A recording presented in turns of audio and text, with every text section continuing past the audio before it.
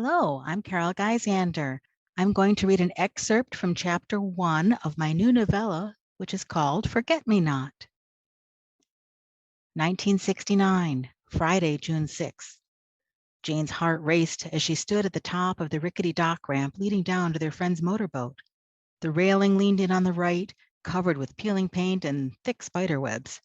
Moonlight reflected off the multifaceted eyes of the spider in the middle, the size of a quarter. Or was it just her imagination? Good old North Buffalo Marina. Remember how much the spiders on the railing scared Mom when we came here as kids? She looked over her shoulder at her twin brother, Rob. Both stood at the center of the dock ramp, as far away as possible from the two edges. I think Mom was onto something, Rob muttered. I can't believe we're doing this after 10 years of being safe on land. Jane had a sudden image of all the swim lessons their father had tried to get them to do, all of which had ended with hysterics. She shrugged and squeezed his hand. Neither one made a move toward the water. Come on, guys. George, a year ahead of them in high school and about to graduate, waved them down the ramp from the boat. I've got it all set to go. And Marilyn's getting lonely, Rob, if you know what I mean. He pretended to recoil in pain when the young woman in the green polka dot bikini at his side swatted his elbow.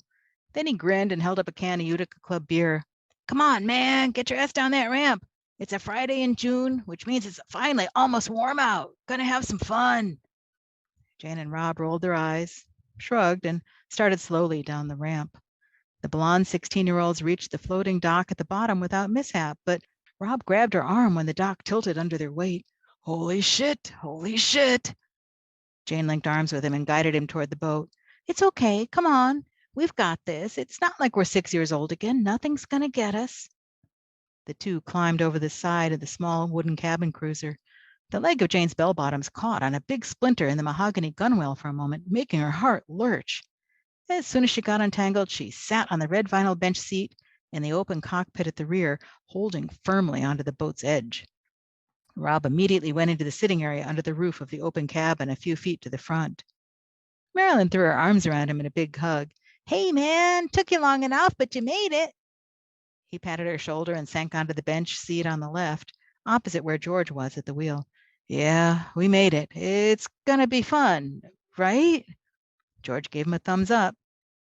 Rob's gaze flitted from the beautiful girl at his side to his sister. Right? No sea monsters this trip. He laughed shakily.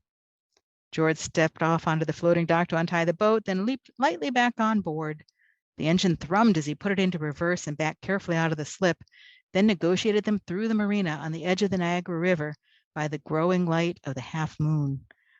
Jane was glad it was a cloudless night so he could see where he was going.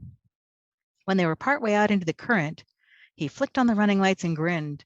I mean, it's not really a problem that we're out in Dad's boat, or I liberated some beer from his fridge, but I don't feel the need to advertise to the marina folks. You know what I mean? He popped in an 8-track tape, and the sounds of the Fifth Dimension singing Aquarius filled the boat.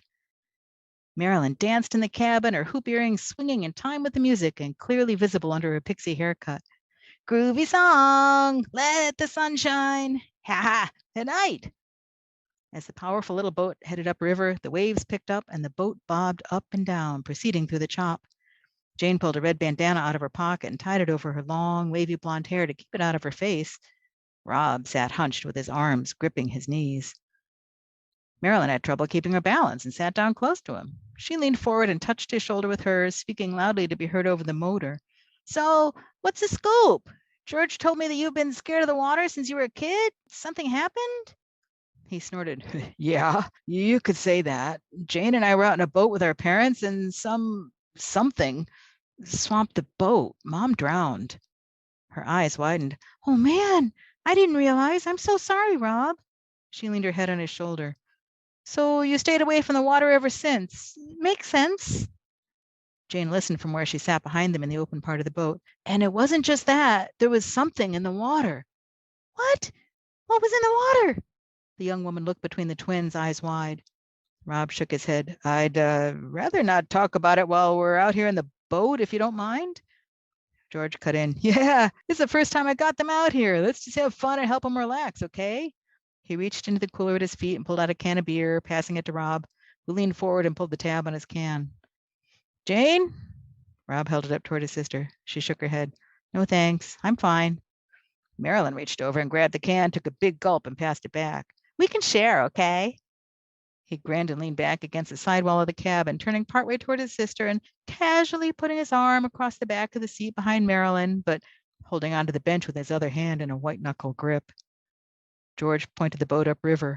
While it was late at night, there was a lot of light coming from shore, particularly the left side, where the buildings of Buffalo loomed taller and the lights brighter as they headed south from the northern outskirts toward the downtown section. Hey, Marilyn, so you just moved here? Where are you from? Marilyn's face lit up. Oh, yeah, we just came in from San Francisco because my dad got transferred. She grabbed a beer can from Rob and raised it to click against George's can. Cheers! She took a big can, a chug, and then wrinkled her nose. I love the water, but this is really different from the beach in California. Where exactly are we? And hey, far out smell. Dead fish? George gestured ahead of them. Lake Erie always stinks. Well, right now we're on the Niagara River. See that bridge up there all lit up? That's Peace Bridge. On our left is the U.S., and on the right is Canada. We're heading upriver, away from Niagara Falls behind us. Every time they surged into a wave, the front of the boat went up and then bashed down into the next oncoming wave, giving them a rollicking ride. Jane noticed the spray that rose from each descent and got brave. She stuck one hand over the edge to touch the droplets of water that sprayed up, while still gripping tight to the gunwale with the other. The cold water made her fingers tingle and her heart soar.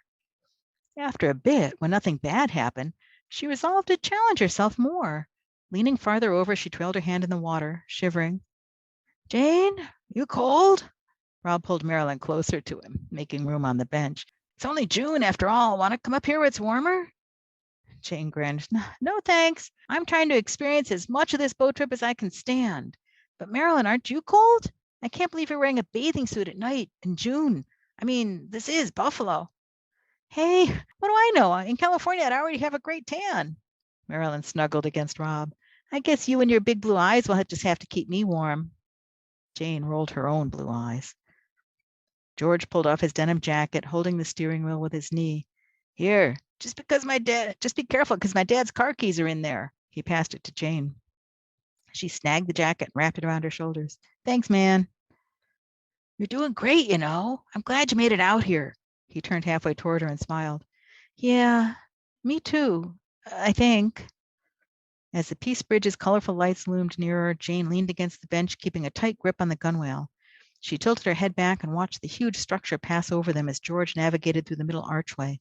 On the other side, she turned and watched the bridge get smaller, enjoying the reflections of the lights in the V-shaped wake left behind the boat. As George had predicted, the waves got calmer.